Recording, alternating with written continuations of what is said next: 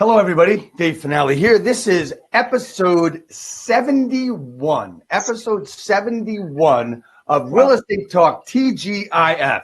We all know what TGIF stands for. Thank God it's finale. And we know that's true.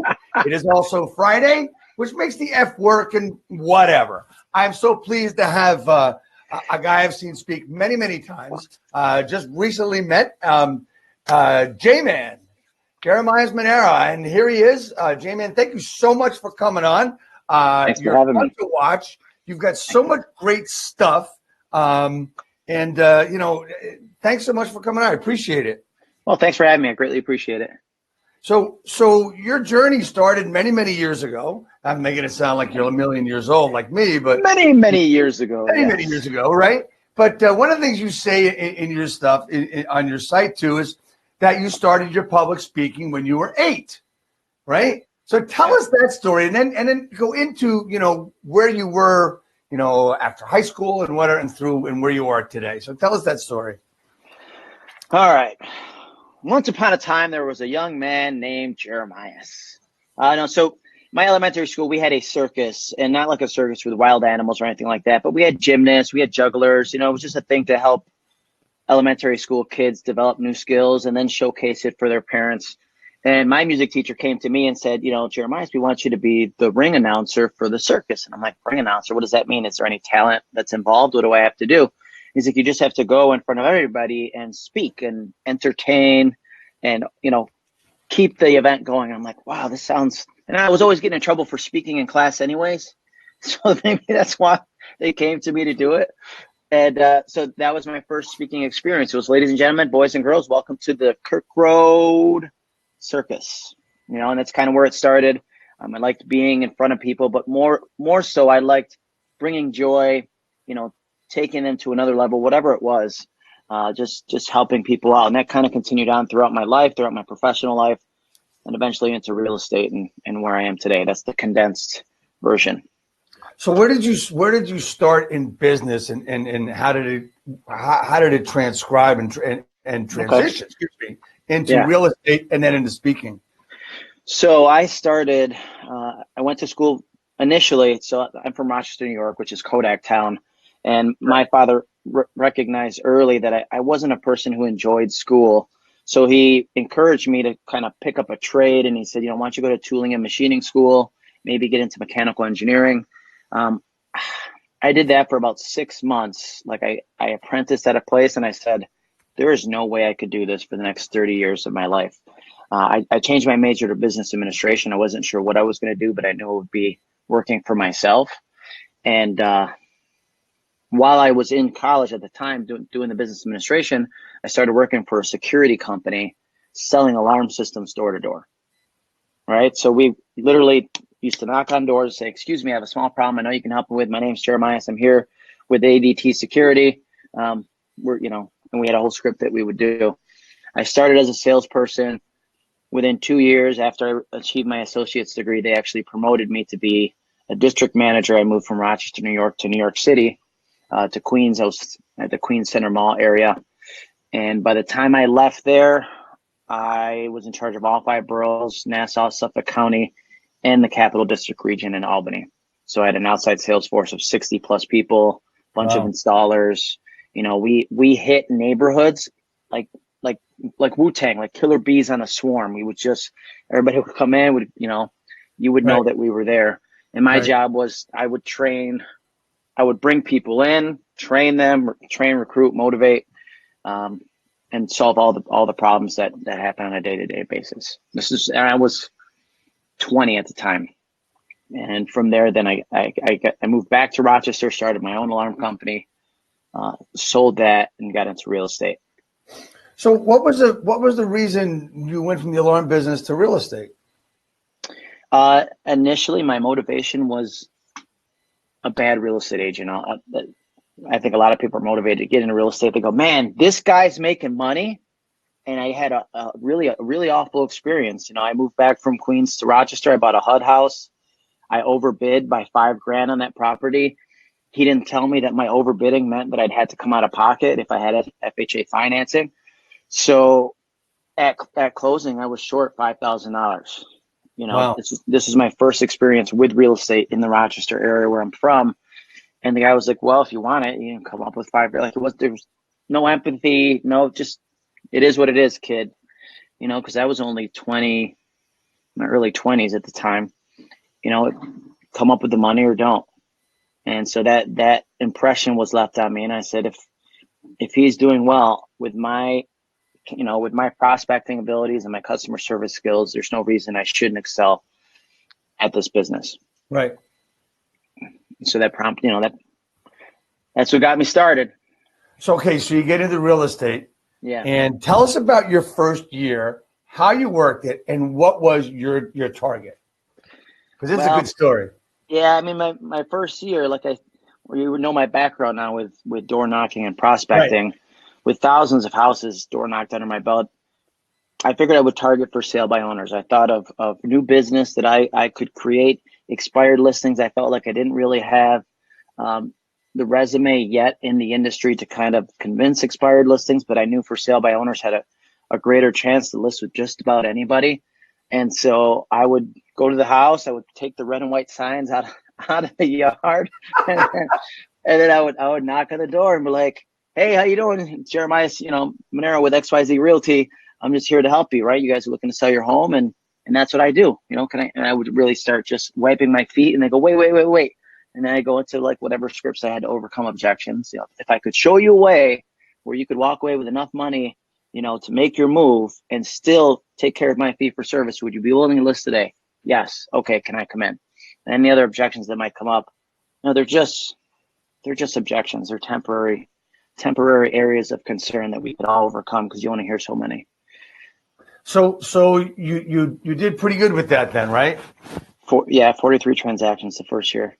43 transactions your first year. How many of those were for sale by owners? Oh man, I don't have an accurate statistic, but I would say around half. Well, that's pretty damn good, actually. Yeah, I mean yeah. So what was the idea that you basically used to get through the objections? Did you practice going through the objections, or did you just talk past the objection?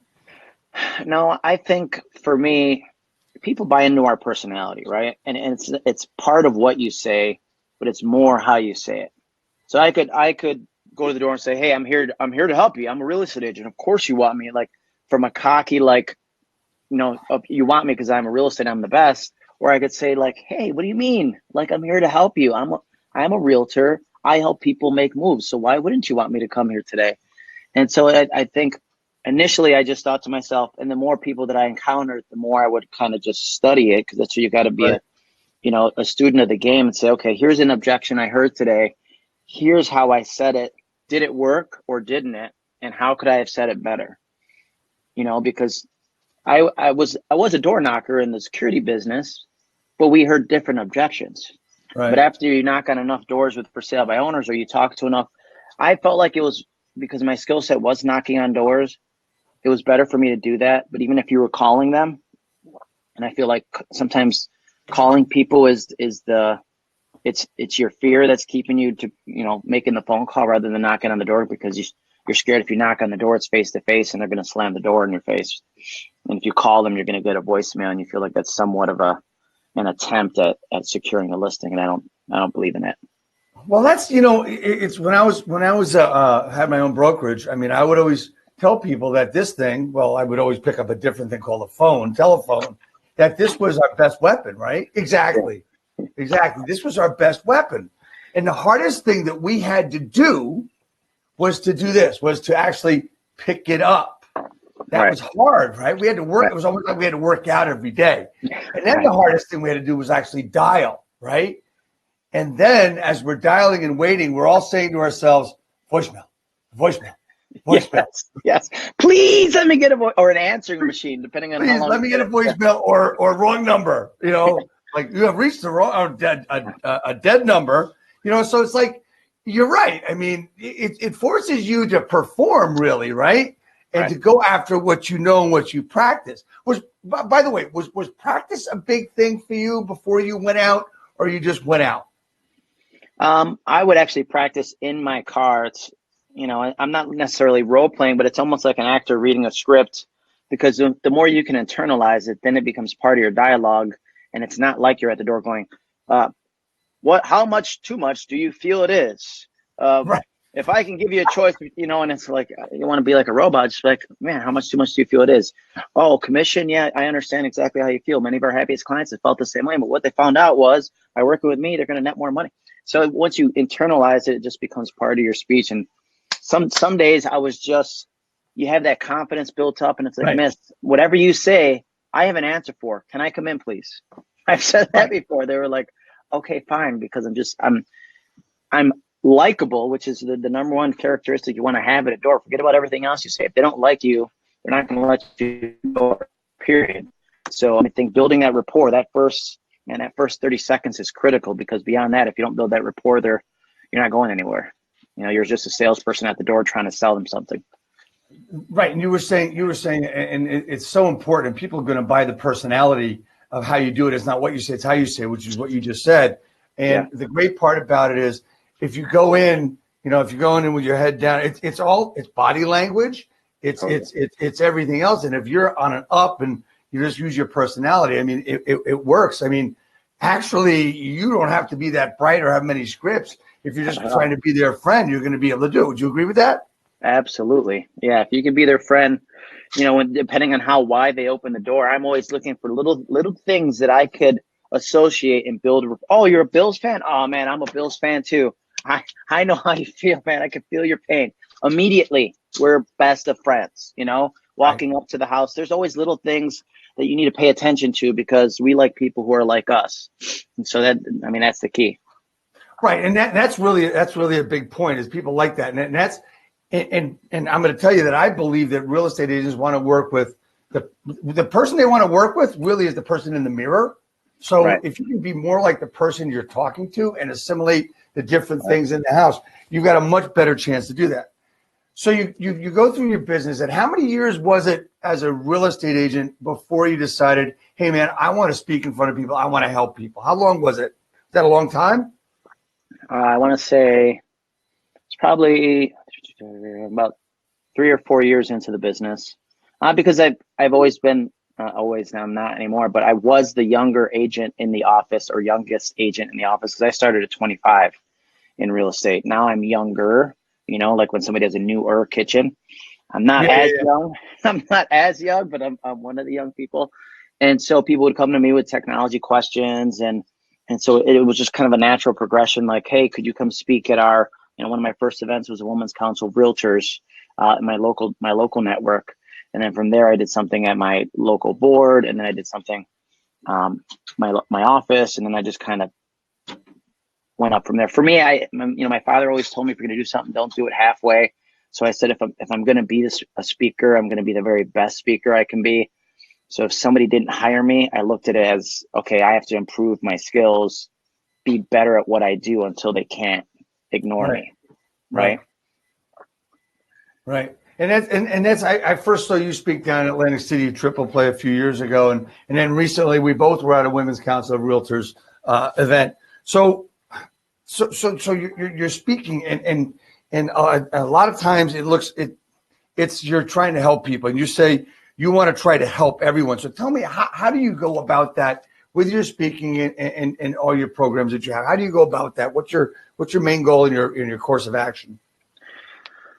Well, the same reason I got into real estate, we're in a life-changing business, right? We're in a business, every time I can help somebody achieve the American dream of home ownership, like, you change their life. You legitimately change their life. And if you don't believe that, you should get out of real estate. So with speaking, it's the same thing. If I can then change the lives of every realtor that I come in contact with, then the effect is exponential across the industry, right? If I'm at the Women's Council event we did in New Jersey, we have 120 people there. That's 120 key influencers in their market with a big sphere of influence. I help them be better. They then in turn can help thousands of people be better. Right. So it's just having a bigger impact for me, because when people say tech trainer, everybody has a tech trainer in their market. Everybody has a tech trainer in their office. Okay. And there's a national speaker, her name is Carol Murray, who was kind of one of my mentors. She came to me one day, she's like, do you want to just be a tech trainer. You have to think more about what it is you really do. And when I thought about that, it was really that I help people overcome their fears and really step out of their comfort zones. You know, part of what I do when I'm not working, I do a lot of obstacle course racing, Spartan racing, Tough Mudders, those kind of, and all of that is about being comfortable, being uncomfortable. And if I can share that mindset with you as a realtor, then who cares about live video? Who cares about anything? Because you know that you have to do this in order to grow and expand in your business. You have to get uncomfortable at some point. But you know as well as I do that, you know, the uncomfortability is builds excuses, and it builds negativity in agents to actually do something. So let's just talk about video for a second, right? So everybody's going to say, people are saying, well, I got to do video because everybody's doing video, or, you know, this is the year of video. Well, that's been the year of video for 10 years, right? So, I mean, but how do you, I mean, one of the things I remember Katie Lance saying is, look, if you're worried about the way you look or the way you sound, that's the way you look, that's the way you sound, get over it. Is there another way to talk about that and get people to do it? No, I mean, that's two of my taglines are, it's how you look. And then the second one is get over yourself, because we are our own worst critics. We are our own worst critics. When you start doing video, you put yourself in a vulnerable place. And really what you're saying is, I'm scared that if I share my true self with the world, that they're not going to like me.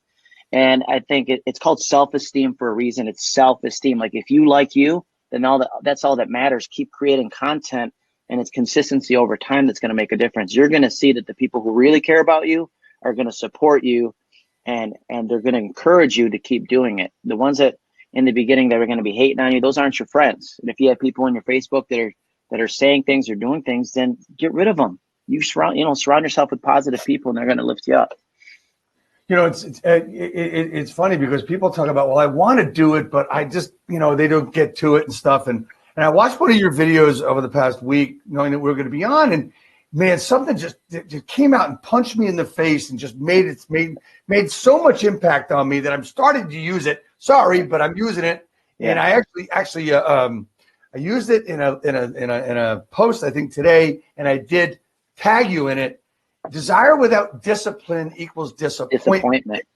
When we talk about the desire, everybody's got the desire to do it. I also did a quick video for Instagram and Facebook this morning. Use the same thing. And then the odd thing about this, Jeremias, is that I read little passages every day. And guess what today's was about? It was about desire and discipline. I said, holy crap, this is like jumping all over me. Yeah. Right? So go into that a bit. Desire without discipline. I mean, it sounds pretty simple, but please explain a little bit more for people that will watch it to help them out. Yeah. So I think now's a good time for you, because everybody wants to say, well, the start of the new year, I'm gonna, right? And so it's the desire without discipline means like you want it, or do you just sort of want it? Right? Like I say, well, I want to be successful. Well, if I told you had to do 3 videos per week for the rest of your life to be successful, would you do it? You'd be like, oh, well, I don't like, then you don't want it bad enough. Right? Because there's days for me, and you could attest to this as well, where we don't feel like doing a video. There's days like before I had been sick all week, and I got to speak at 3 different places in a row in 3 different cities. But you know what? I have the desire with the discipline, meaning no matter what, if I commit to something, there's nothing that will stop me. And so that's when you have that mindset that like, this is what I want to do, and everything else is just an excuse, right? Because you're having an argument with yourself in your head every single day. From when you wake up, I get up at 4:30 in the morning, and it's not easy some days. And some days I'm like, oh, I want to sleep. And so every morning when I wake up early, I post, you know, and with the hashtag win the wake up, because that's where it starts. I won the wake up. I have the discipline. Then I do a workout. Then I do my work day, because like for me, that's a victory. And if you can win not going to win every single day, but if you can win the majority of the days, then you have that desire, and the discipline is what's going to motivate you. Because, you know, it's very easy to stay motivated when everything is sunshiny, right? When the world is going great, all your listings are selling, the market is spectacular. But guess what? That's not going to last forever. There's going to be a downshift. Your market's going to change. And if you're not disciplined in what you're doing, you're going to be out of business. I think a lot of this, I agree with you 100%. I think a lot of us And a lot of it is all about what's here, right? So I've been trying to make a really huge shift over the past really month, right? So one of them is that I being in the Northeast, we close our pools. So I had my pool open late because I had some family coming for my daughter's wedding and stuff, and I wanted it to be beautiful, right? So I said, okay, I'm going to close it on Halloween. Guy calls me 2 days ago. He says, Dave, you can't come. It's going to rain all day. I said, oh, no, I just cleaned the whole thing. So last night with all the wind and stuff, leaves. I mean, it is just covered in leaves, right? So instead of saying, well, I really don't want to do this, shit and bone, and I said, you know what? Let's go. We got to get it done. We know how to do it. Not a big deal. So it's a shift in your head. I'm not saying mindset. It's a shift in your head and your brain. And it's also like goals, commitment, desire, discipline, right? A goal without a commitment is just a dream and a hope. But your commitment really goes to it, which is discipline, right? I always tell people, I say, what was your goal for the past year? It was 100,000. How much did you make? 50,000. Well, you committed to 50,000. You didn't commit to 100,000. That's called discipline. Would you agree with what I just went through? 100%. You know, so there's a lot of other things that you've been doing. Tell us more about, your speaking and you've done a lot of different interesting things. You said you were doing some stuff with blockchain and cryptocurrency. You want to talk about that a little bit? Because that's kind of fun. Yeah. So if you're headed to NAR, I'll post it in the comments of the video, but November 9th on Saturday, 3 p.m. I don't know the exact location, but I'm doing blockchain and cryptocurrency hyper history in the making. So it's a 60-minute session. It's not going to go too deep because you can't go too deep with that because it'll be a black hole we'll never come out of. But we're going to give you enough information to talk intelligently with your clients because I believe it is history in the making, and we have to educate ourselves on what's coming down the road. We can't put our heads in the sand and go, this isn't happening. Well, what if it does happen? And what if your client comes to you and says, I want to buy this $1 million property using Bitcoin? Can you help me? And you go, come to the session, learn more about it, educate yourself. Even me being a tech guy, I'm learning every day. Every day you have to kind of stay on the cutting edge because you never know what client you're going to run into, and you want to be your best. So just tell us really quickly. I mean, if you have a customer and they come to you and say, well, I've got $1 million in Bitcoin, I want to buy a house. I mean, what do they do? Just like if you had a client that came to you and said, I had $1 million in a 401k plan, what do? We cash it out and we buy the real estate. That's all there's. That's really, to overly simplify it. Yeah, that's all there is to it. Because they would cash it out at the time that they want to, because Bitcoin goes like this. Let's say I taught it in September. It was at $9,300 and something for one Bitcoin. I then went to update it in October, early October. I want to say something like that. It was at like 7,000 and some change. And then I went to update it just 2 days ago. It's back up to 9,000. So you can't go in the contract saying I'll buy this property for 100 Bitcoin because 30 days from now that value for 100 Bitcoin could be drastically different. So it's really just verify funds. We need liquid. You would use something like Coinbase to cash it out. They charge you 1% of the transaction, which is less than a credit card, less than a lot of these other.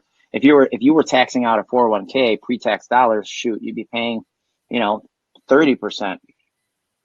So it's new. People aren't used to it, but in some of the larger markets, they even have Bitcoin ATMs. So it's definitely on the horizon. There's places that are accepting it as payment. You'll see Wyoming has passed 15 crypto related laws in the last year. They're looking to be one of the let's call them the crypto capital of the United States to help boost banks and being located there and boost business and boost their economy. So when we talk about Bitcoin, there's also something I use a phrase blockchain. Yeah. Right. A lot of people don't understand that and how that can be used. Could you just briefly go into blockchain and how it can be used, what it can be used for? Yeah. So a blockchain is just like an open ledger. A ledger is just a history of things that have happened. and it's open source so everybody can see it. Imagine if we had all of our real estate transaction on the open market, everybody can see it. That builds trust and also builds security, because without getting into how the chain works, it's very complex to build a chain. There's a number of people that are doing it to build these chains. And so in order for a hacker to get into the chain, it would be next to impossible with the amount of computing power and resources and energy really required to do it. In real estate, we could do it with our real estate transactions. And I'll say this, Teton County, which is like where Jackson Hole, Wyoming is. Yes. They are the first county in the United States to add, because they had already digitized their titles. First county in the United States to add their titles to a blockchain. So now it's verifiable ownership of property, which, if you think about it for just 1 second, how crazy real estate is that we make everybody get insurance, right? We make a buyer get insurance, and then not make, but we ask them to, and they typically do. And the bank makes you get insurance, title insurance, on the fact that we may have made a mistake. Right. Right? There may be a mistake in title. We're not sure. We're pretty sure we did our job, but we're charging you insurance in case we didn't. Right? I mean, I think that's one of the big, with blockchain, they can do that, and they're doing it with medical records. All different industries are going to be affected by this. I mean, obviously, some of our counties aren't as advanced technologically as others as far as digitizing their deeds and the title work in that.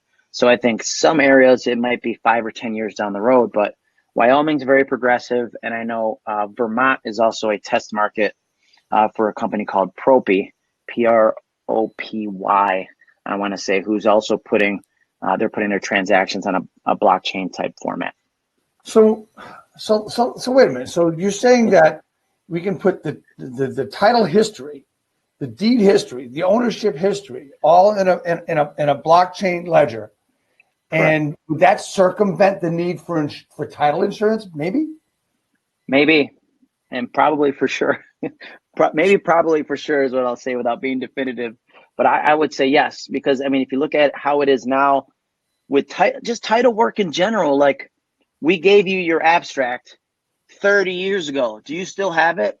I don't know many people, except, I'll say generations older than me, that take it and put it in a safe. But millennials, we take that stuff and we put it in a pile of stuff somewhere, hopefully in a safe or in a filing cabinet. But you're going to move 20 or 30 years later, nobody can locate the abstract, and sometimes the attorneys we had a big problem here in Rochester where the abstract company, who had a ton of abstracts, went out of business. They went out of business, and all of their abstracts were locked in a building because there was like a foreclosure process or something. I don't remember exactly the details to it, but so all of these things, because it's private, that's where the issues come in. And I think when you have a public ledger that everybody has access to, it's going to definitely eliminate the need for that, but then also the time that it takes to investigate all the title work, because that's what holds up. I know downstate where we're at in New York, it can take a little time, but in upstate, our average transactions take 60 days, if there's financing involved. So if somebody was purchasing a property with Bitcoin and the title was on blockchain, it could take a day, 2 days. So title I understand, to be able to look it up. Yeah. And there it is. What about other industries in our business? And one of the things I've heard is, and talked to other people about, is actually utilizing blockchain for our MLSs. Have you heard of that? Is that anything that makes sense to you? Just to put our stuff up there so it's there for all to see? Man, I'm not sure about that, so I'm not even going to take a position. But I could definitely see how that might be an application, but I think there'd be so many millions of people that would have to buy into that, that it might be an uphill challenge, where if you're talking about like counties buying into it for title work, I think that would be an easier progression than 1.4 million people who haven't bought into the concept of blockchain yet to then get them to buy into a blockchain MLS. But I think maybe 10 years from now we could have the same conversation and be talking about blockchain MLS nationwide. Who knows? Yeah. So you're going to be speaking at NAR just about that topic, blockchain and cryptocurrency.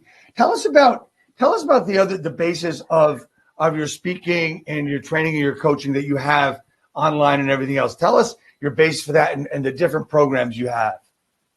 Yeah, so I mean, all my programs are listed on my website. It's jmanseminars.com/programs. But the majority of what I do is technology, social media, and video.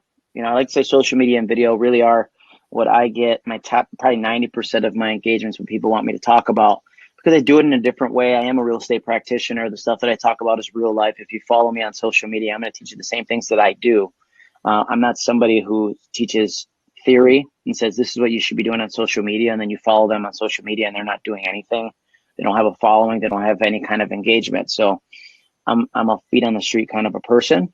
And as far as coaching is concerned, I don't really do any coaching. And I feel like as a speaker, I just want to be a speaker. I want to give you everything that I know. Right. And then even after the fact with I have a lot of messenger bots set up with keywords. I will give you more resources for free, because then you'll see the value in what I offer. And then maybe you'll refer me to somebody to hire me for speaking. That's how I look at it. I hate myself when I go to I see somebody speak and they're doing a great job, and then all of a sudden there's like a pitch.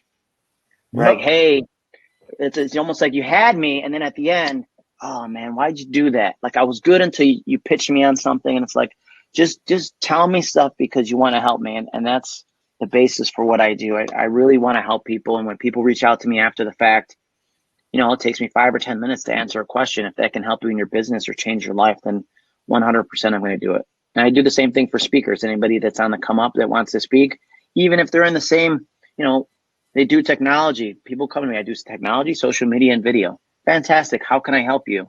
Because it's not just what I talk about, it's how I deliver it. We're all different. We all have different spheres, and we all have different skill sets that we bring to the table. And the rising tide raises all boats, helping each other get better. We're all going to get better. So let me ask you a question that I get from time to time. Actually, I get it a lot, is when it comes to social media. A lot of people say, well, I don't have the time to do it. Should I hire someone to do it for me, or should I use Hootsuite or something like that? Talk to me about that, because that's really a big question I always get. That's a great one. And I get that quite often too. My answer is no, you shouldn't hire somebody to do it unless, like I have somebody that works with us in the office. She's our operations manager, Amy. She's part of our team. She works on our team page, but she gets us. She understands us, our dynamic, how we speak, how I am, how sarcastic I am, how I joke, how I can be silly sometimes. So she posts along with us on our real estate team page. My speaking page, my personal page, I would never hire that out, because again, people buy into us. It's our personality. It's how you post. It's everything that you're putting out there. That's all the content. That's the real you. Authenticity is what sells. And I never would. And then as far as the Hootsuite and that, there's different messages on different platforms. I don't like to syndicate across different platforms because everyone has a different message, right? If you're on LinkedIn, it should be more business to business. If you're on Facebook, it's more social. If I'm on Instagram, it's a different message. I have videos that I post on Instagram television that's the only place you will see them. Just like if you go to Netflix, it's a Netflix original. Well, I have IGTV originals. It's like a different, because why am I going to tune into your different channels if you have the same stuff posted all across the different platforms? That's fantastic. I like that point, because there's one thing that I've tried to make a point of through what I do is tell people that, you've got to be original on each different channel. You need to be consistent, but I don't mean what you're posting, because if someone's on Instagram and Facebook and LinkedIn and they go there and they see the same stuff that you're posting there, they're going to learn to ignore you just like they learn to watch you. Right? So let's not help people ignore us. Let's help people watch us and be interesting somewhere else. Well, Jeremias, I want to thank you so much for coming on. Tell me, you mentioned earlier, but how do people contact you and to get you to come speak for them and ask you questions? Yeah, so my website is jmanseminars.com, but I have a link tree created at jmansocialmedia.com, and that will give you the links to all of my social media, LinkedIn, Instagram, Twitter, Facebook. follow me everywhere. Again, if you have any questions, it's my pleasure to help you. I'm not going to try to sell you anything. I don't do coaching. So, reach out and let me help you be better, and we can, make the industry better together. So if there's one thing that you'd like to end this conversation we're having with today to help people, what would that be from what we talked about? All right. So I have this quote. I'm looking at it because it's right at my desk here. It says, "Impossible is just a big word thrown around by small men who find it easier to live in the world they've been given than to explore the power they have to change it. Impossible is not a fact, it's an opinion. Impossible is not a declaration, it's a dare. Impossible is potential. Impossible is temporary. Impossible is nothing." Amazing. I love that. Absolutely love that. And look, man, send that to me because I didn't get it all. Look, I know, first of all, thank you. Second of all, I know what I had. We had trouble getting in touch with you. Yeah, exactly. Here it is. All right. It's amazing. Everybody wants this hat. All about the hat. From Lee Brown, Steve Harney, all these people, and Chris Smith, they all wanted the hat. Chris Smith he's got his red sneakers, which I heard that he's retiring. But you never know. Well,